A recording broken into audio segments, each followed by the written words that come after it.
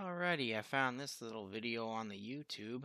Black woman who left the US for Russia to escape discrimination is beaten by racy neighbors. New York Post. Alrighty, well, I'll throw the video in and take it from there.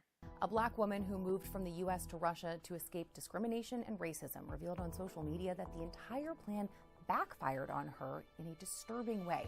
Francine Villa was born in Russia but moved to the U.S. with her family when she was a kid.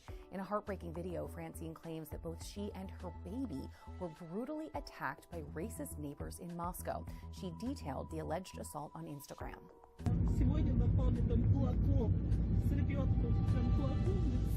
Now, the fact that the attack occurred in her homeland is an extra painful blow.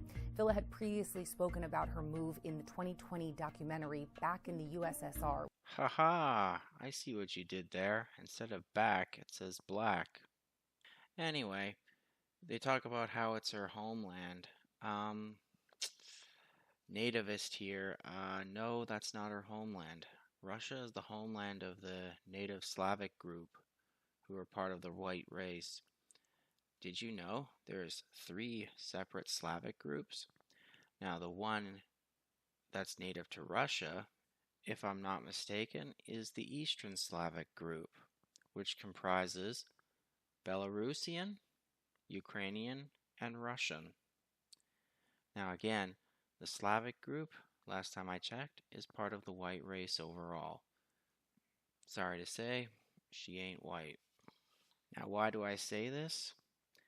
Just looking at this woman and the whole black in the USSR bit gives me the strong impression that she's a leftist. If I were to say I'm a Native American, she'd probably look at me and say, no, you're a white colonizer. So I'm going to say it. To me, she's a black colonizer.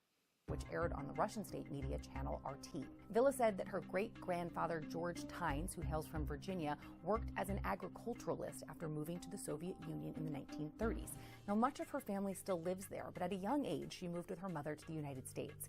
It was there that she spent most of her life until experiencing what she described as a traumatizing experience with police. Villa explained in the documentary that she'd approached officers for help during an emergency, but that they turned on her instead, throwing her to the ground. It was then that she decided it was time to leave. That was back in 2019. So what was the emergency she was trying to get help for? I wonder. Doesn't say. And there's 3 officers just standing around? That seems kind of fishy to me. I'm just going to say it. Was she taking part in a BLM riot? Oh, sorry. Mostly peaceful protest. But again, I don't know. In this documentary, it was published or made by RT, right? Which is Russian television. In other words, Russian propaganda. So they're trying to make the West, the US, look bad. And well, that's a great way to do it. Because what are they doing? They're using race to create division within the US.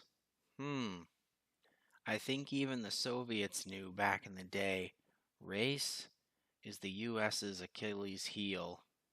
Here is how she explained it. Quote, "Why did I make up my mind to move to Russia? I wanted to leave a country where I was facing discrimination.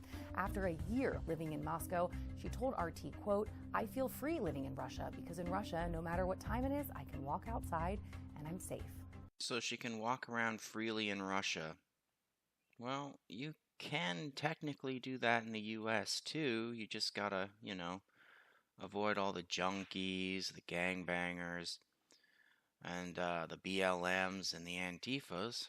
But judging by her black power fist in front of what appears to be a Russian statue, I'm going to guess that she was partaking in the BLM and Antifas. And that's kind of disrespectful, throwing up a black power fist in front of a Russian statue. At least I'm assuming it's a Russian statue. To me, that symbolizes the colonization of Russia, a land that has a native population. Now, if you want to be really black and empowered, you'd go back to your ancestral land, which would be somewhere in Africa. 5 years later, that proved to be a fantasy. Following the alleged attack, Villa took to Instagram with blood still on her face, saying a couple in her apartment building beat her with fists while she was with her 2-year-old and yelled racial slurs at her in Russian. In edited footage. Edited footage. That's not good. Why? Who did the editing? What was cut out? You don't know. So, the video could be wildly out of context, but if I was a TikToker who wasn't aware of all this stuff, I would fall for it. I'd go, oh, that poor black woman and her poor baby. But, something's definitely fishy here. And how she immediately goes to Instagram? I'm getting a real Jussie Smollett vibe here. The only difference is she's a she and she has a kid. Shared by Villa of the incident, the couple can be seen arguing with her in the hallway of her building, threatening to throw out her belongings while she was seemingly blocked from entering her own apartment.